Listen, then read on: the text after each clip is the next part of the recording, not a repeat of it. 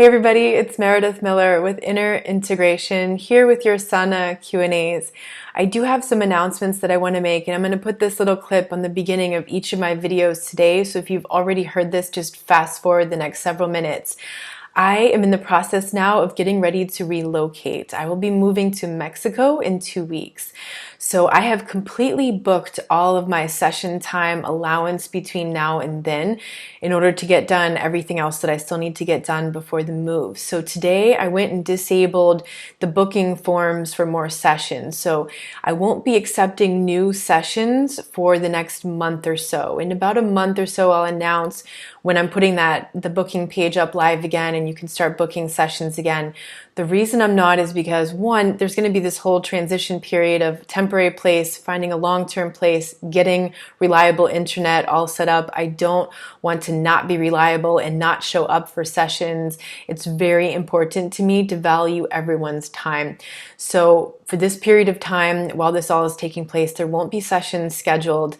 And then I will reactivate that later. Of course, my website will still be operational. You can still use all of the digital training courses on there. That's why I create those, because those can help you all the time. You know, my time and my energy is limited, but when you sign up for those courses, that helps you anytime. I don't have to be there and be present for you.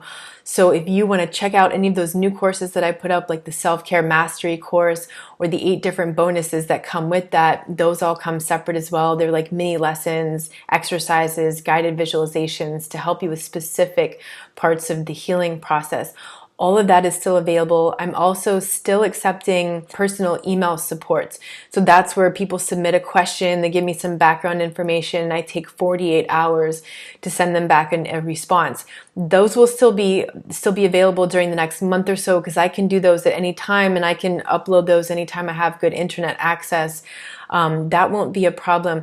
So those will still be available online. And then in terms of YouTube, I'm going to be here again next Monday answering several more questions, and that's going to be the last of these Monday Sana Q&As. And then after that, I'm going to come up with videos as I have time. There's definitely still going to be more videos. I'm not going anywhere. There's just going to be this transition period. The videos may change a little bit when I come back. I have like a whole list of questions, like questions that could last me months and months of content. I'm going to sift through that. I'm going to look for common themes, the biggest themes, what seems to be the things that people are most asking about right now, so I can create the content for some of these videos. And I do want to also give you a little teaser and not tell you too much right now. But the exciting thing is I'm bringing back the live Q&A format. It's going to take place through Patreon. It's going to be once a month. And I'm also going to be creating a monthly mastermind group. So that's going to be for people who are at the higher levels of self-healing. We're not going to be talking about the narcissist really at all at that level. It's basically just going to be on the self-care and self-healing work. The Sana Q&A, that's going to take place once a month. That's going to be open to anybody through the Patreon page. And I'm going to announce all of that in April. So it's going to be the next month or so of the transition. Coming in April, we're going to have this new reveal, these new things that are going to be coming up for you guys. So I do want to thank you for your patience in advance during this next month. So I will tell you more in the future about my decision to move. I kind of didn't even want to say anything. I wanted to tell people after I moved. It's just not feasible, especially because my schedule is now entirely booked for the next 2 weeks. I will tell you more about it in the future, but I do want to tell you that Mexico for me is about reaching the thriving stage, like the next level for me. I feel like I'm surviving, and I'm surviving really well now. And several months ago when I was working with my coach and really reevaluating for myself, like what's the next level of thriving for me? I knew that I wanted to move. I knew I wanted to move abroad. I just didn't know where, and I was starting to research places, but this is all part of the next stage of thriving, because as I am living and thriving, I am able to bring that much more to you through my energy, through my awareness, and through the content that I deliver to you. So thank you for your patience, and I am really excited to share with you the new backgrounds and the new exciting stages that we'll be moving through together. So let's get to some questions. So this person says, "Hey Meredith, my question is, can the new supply be not necessary a new partner? My ex looks like her new supply is her female cousin who pays her college and gives her shelter. Love from Brazil. I think he's talking about narcissistic supply. So yeah, narcissistic supply can be anyone. It just depends what kind of supply that particular narcissist needs for survival. So, it sounds like this person, they have a dependence around providing, housing, maybe food, cost for going to school and whatnot. It sounds like that's the supply she's looking for. So maybe she was getting this from you, like maybe you were providing that. Maybe she moved in with you, she was living in your place, you were supporting her, you were paying for her, and now she's got her cousin doing that or something like that. It's not unusual that a person will do something like this.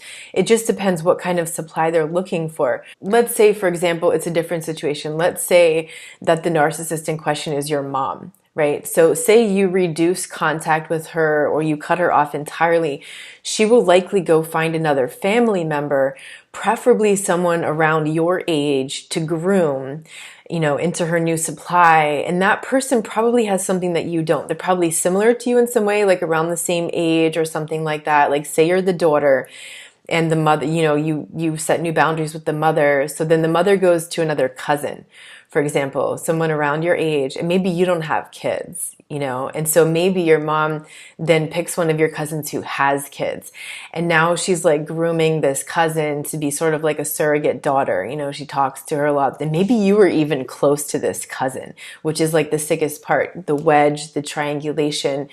And so now, she's cultivating this cousin, and now you notice like the cousin is like distant from you now. How odd. And the cousin's not a bad person. She's a really good person. It's just that she's caught up in that, doesn't realize she's serving as narcissistic supply for your mom, so in the case of like your partner, your ex-partner, it could be that the new supply is a new lover, a new love interest, or someone totally not romantically involved. Like in this case, it's a cousin who's simply providing for her, and even if the cousin wasn't providing the home, the tuition and all of that, it could just be as simple as supply. Like she goes out shopping with the cousin and eating out and gossiping and posting photos on social media, and just to do that sort of supply. Like a lot of people get narcissistic supply in that way. It's like the image that they're pumping out, just going out and about, that sort of stuff together, spending time together. Remember, narcissists don't like to be alone.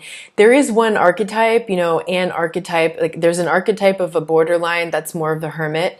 There's an archetype of a narcissist that's more of a hermit too. Those are sometimes the covert narcissists, and not all covert narcissists, but certain ones that are like hermits, like they live alone, they spend most of their time alone. They're very, very, very depressed, because the narcissist can't survive without getting supply from people. Maybe they get supply online in some way.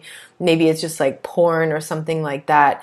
But they're probably getting more and more depressed because they just need that. They need the supply. They need some source of energy outside themselves to suck dry, because they don't realize that they can tap into that in the universe themselves. They've lost that connection.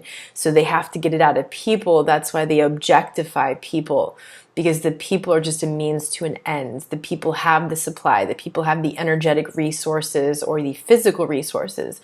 Your supply could be that the person is using you for, money, for a place to live, for food, for tuition, for a front, just to look good, just to look like the family person or an exemplary figure. There could be so many different things that a person's getting out of you, just depending on what their thing is.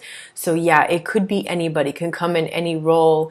It could be like a child, a parent, a friend, a new lover, a relative, anyone could take the form of that. So hopefully that answers your question. And, what can you do about it? I always like to end my videos on what can you do about it. Really, you just got to let go there and just try not to control that. Let her do whatever she's going to do. Let her cousin choose whatever path her cousin is going to choose. That's not your problem. You can't save either one of them. I don't recommend you get involved in any way, shape, or form. And I don't recommend that you give it a lot of thought, because the more thought you're investing there, the more you're just holding yourself back from moving forward, and it's good to recognize, like, what did she use you for? Like maybe she used you for the same things or similar things, and it's kind of validating now to see her using someone else, and you're like, well, yeah, she just used me. sometimes that can be really validating, but at this point, all you can do now is focus on you and take care of you. And what would you do differently next time? Like, maybe I'm just sensing, maybe you have some regrets, right? We all did. Maybe you have some regrets about giving too much, doing too much for her. So look back at those activities, look back at those decisions that you made, and recognize where you should have drawn the line. Like, where is that line for you? Where do you define that line? How do you draw that line, and why? Why would you put that line there? Why would you stop this person from keep going? And if you would have done it differently, where would you have set that line before? Because then that gives you a clue. It's not like you just want to keep regretting having done that, but it's more like noticing that as a breadcrumb. Like, okay, well, that's where the boundary should have been. So if that ever happens again, I'm definitely putting the boundary there, right there and then, instead of waiting that much longer to figure things out. So it's really helpful when you have regrets to look back like that, recognize where you went wrong, where you would have made a different decision, not to beat yourself up, not to punish yourself, not to tell yourself that you're not good enough or feel unworthy, but just so that you can have that awakening and realize if you ever see a similar situation like that, you would make a different choice. That's empowering. That helps you look forward towards the future and have confidence in your sense of competence to set that line, to set the boundary, and to say no. I'm sending you a big hug.